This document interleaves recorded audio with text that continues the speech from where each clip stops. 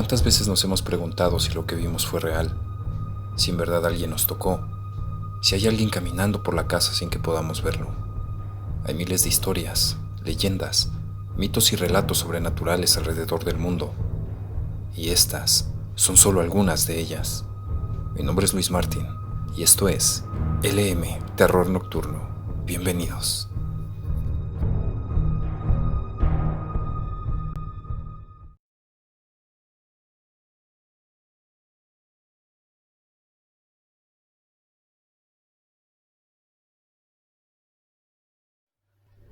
La señora del lavadero. Cuando tenía alrededor de 6 años, vivía en una vecindad donde si querías ir al baño por la noche, tenías que salir de tu cuarto, atravesar el área de lavaderos y llegar al baño que, en realidad, era muy rústico. Mi mamá siempre nos aconsejaba que tuviéramos cuidado al ir al baño y que si veíamos a alguien, nos regresáramos al cuarto, o que si algún vecino nos molestaba, gritáramos para que saliera ella o cualquier otro vecino. Un día mi mamá me preguntó si algún vecino me había molestado. Yo le dije que no. Me preguntó que si me daba miedo salir en las noches al baño. Y también le dije que no, porque siempre estaba una señora lavando pañales. Abrió los ojos muy grandes y me pidió que le describiera a la señora. Es una señora joven, con una bata de dormir de color azul. Su cabello es negro y tiene una trenza, le expliqué. ¿Y habla contigo?, preguntó mi mamá. No, solo me saluda con la mano y me sonríe, contesté. Mi mamá empezó a preguntar entre las vecinas si alguien había visto a esa señora o si sabían cómo se llama. Una de las vecinas le preguntó cómo se había enterado de la existencia de esa señora. Enseguida le relató lo que yo le había contado, y las vecinas le dijeron. Era una vecina que vivía en uno de los cuartos cerca de los lavaderos. Ella estaba embarazada y fue comprando ropita para su bebé y tela para hacerle los pañales. Les tejió la orilla de color amarillo porque todavía no sabía qué tendría, si niño o niña. Poco antes de dar a luz, lavó toda la ropa. El día del parto se fue y volvió su esposo al día siguiente solo, con un ataúd pequeño y el cuerpo de su bebé que había nacido sin vida.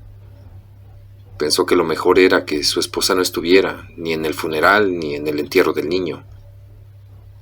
Cuando regresó la vecina, aseguraba que había dado a luz y que su bebé vivía, y hasta escuchaba su llanto. Un día que guardaba en el ropero la ropa de su bebé que había lavado y planchado, cayó un papel. Era el acta de defunción de su bebé. Al ver este papel dio un grito. Los vecinos fuimos a ver qué pasaba, pero nadie la podía controlar. Cuando llegó su esposo, trajo a un doctor que le dio un calmante y se quedó dormida. El marido, cansado físicamente, se quedó dormido también. En algún momento de la noche, la mujer se levantó y se ahorcó en los tendederos. Mi mamá me llamó e hizo que les platicara a las vecinas acerca de esta señora. Yo así lo hice. Una de ellas me preguntó que de qué color eran los pañales y yo le contesté: blancos, con las orillas amarillas. Yo, siendo una niña, no entendía por qué tanto alboroto. La noche siguiente que salí al baño, ahí seguía la señora lavando pañales, pero ahora a sus pies había muchas veladoras. Me saludó con la mano y me sonrió. Yo contesté el saludo. Fui al baño y regresé al cuarto, pero todo esfuerzo que hicieron las vecinas porque se fuera la señora y descansara en paz, siempre resultó un fracaso.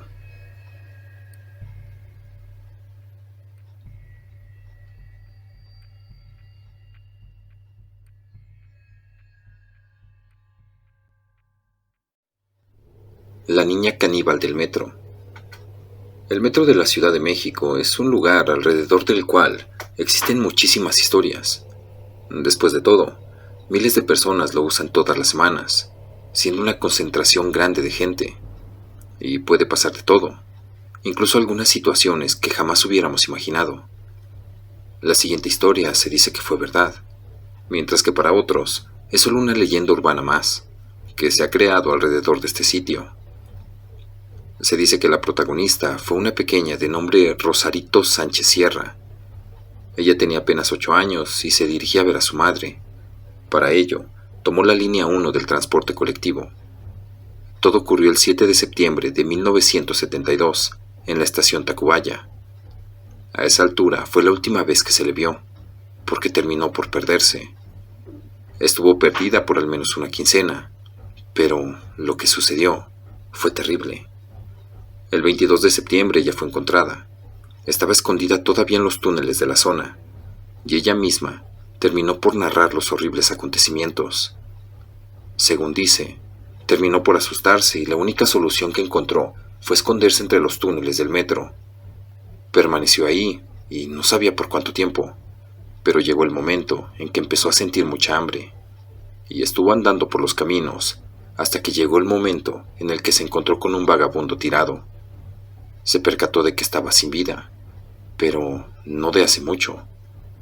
Se notaba que había caído y perdió la vida en el acto. Ya había algunas ratas comiéndolo, pero no le importó. Tenía demasiada hambre y se incorporó también a comer junto con ellas. El vagabundo se había roto el tobillo, lo que supuso que fue la causa de su muerte. Logró separarlo del resto de su cuerpo y comenzó a comerlo. Para el momento de hacerlo, ya tenía un par de semanas sin poder probar bocado, por lo que por supervivencia tuvo que realizar este acto de canibalismo. El rescate de la pequeña. Se reportó la aparición de cuerpos mutilados de vagabundos, por lo que las autoridades decidieron investigar los túneles. Al estar revisando, por fin terminaron por encontrar a Rosarito.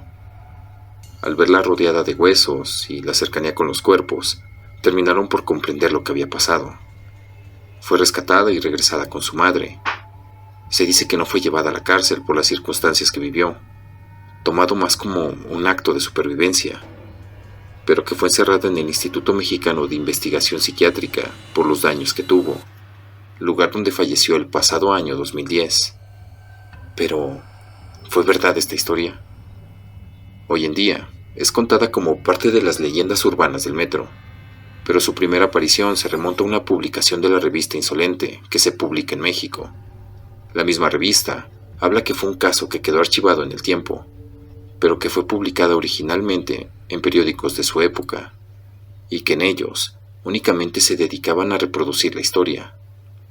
En ningún momento se dice que haya sido una obra de ficción publicada por ellos, pero tampoco se ha podido encontrar vestigios de las publicaciones, y los editores no han desmentido nada.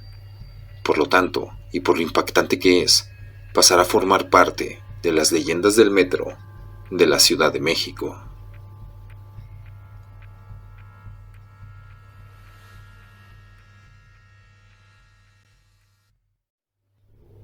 El sereno sin cabeza. La enemistad entre los barrios de la ciudad de Querétaro y las batallas campales que continuamente se suscitaban en los alrededores del Puente Colorado generó una de las leyendas más tenebrosas. Esta historia se desarrolló hacia finales de 1800.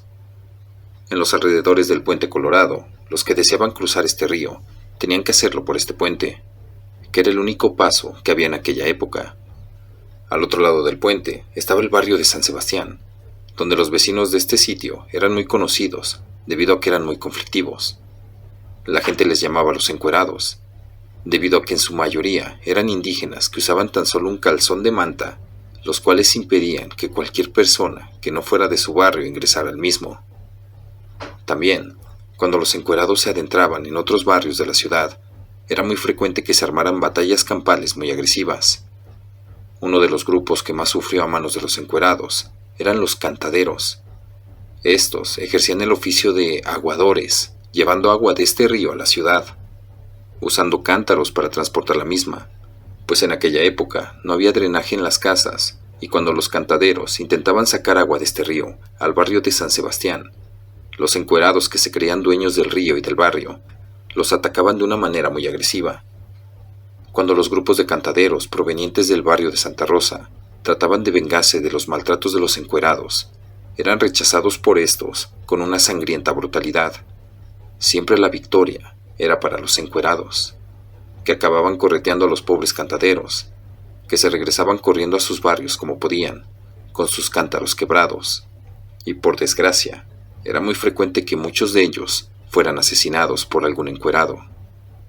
Finalmente, el ayuntamiento de Querétaro, cansado de tan sangrientos enfrentamientos, resolvió arreglar la situación con más iluminación pública, tanto al puente como a sus alrededores, así como nombrar a un sereno para que, además de encargarse de la seguridad, encendiera los faroles. Y así las peleas parecieron terminar, y todo fue paz por algunas semanas. Pero como era de esperarse, una noche nuevamente se armó una de estas tremendas batallas campales. El pobre y solitario sereno, un hombre muy valiente, intentó poner orden, sonando un silbato y gritando: «¡Orden! ¡Orden en nombre del ayuntamiento!». Pero inesperadamente y sin aviso, uno de los encuerados lo atacó con un machete.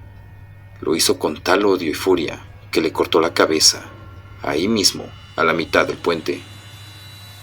Temerosos de las autoridades que los fueran a reprender, los salvajes encuerados huyeron hacia su barrio. Por supuesto, nadie nunca denunció al asesino. Y a pesar de que las autoridades lo buscaron, los encuerados nunca lo delataron. Con esto pareció ya no haber más peleas, hasta que una noche llegaron los cantaderos a recolectar agua, y fueron atacados nuevamente por los encuerados, los cuales, haciendo uso de su brutalidad, estaban causando mucho daño a los cargadores de agua. Parecía que sería de nuevo una masacre, cuando repentinamente, y en lo más cruento de la campal, se miró a lo lejos una luz. Los encuerados, pensando que era otro desdichado sereno, rápidamente se dirigieron a matarlo, pero al acercarse a esa luz, pudieron ver en medio del puente al sereno anterior, con su farol encendido, pero esta vez sin su cabeza, empuñando su garrote en la mano derecha. Los encuerados al verlo se horrorizaron tanto que huyeron gritando despavoridos, algunos tambaleándose. El sereno se dirigió en especial a uno de estos, el cual fue tan grande el susto que cayó ahí muerto. Se dice que esta persona fue la que le había cortado su cabeza. El resto de encuerados llegaron a sus barrios después de esto. Todos se enfermaron mortalmente y sin explicación alguna murieron. Desde entonces, todas las peleas en este lugar terminaron. Se cuenta que por las noches frías y nubladas, hay quienes ven una luz cerca del puente, la cual desaparece al acercarse. Hoy en día, el barrio de San Sebastián y el Puente Colorado componen una vida tranquila, testigo fiel de aquellos años de violentas peleas campales a muerte, y del sereno que aún deambula por estos lugares.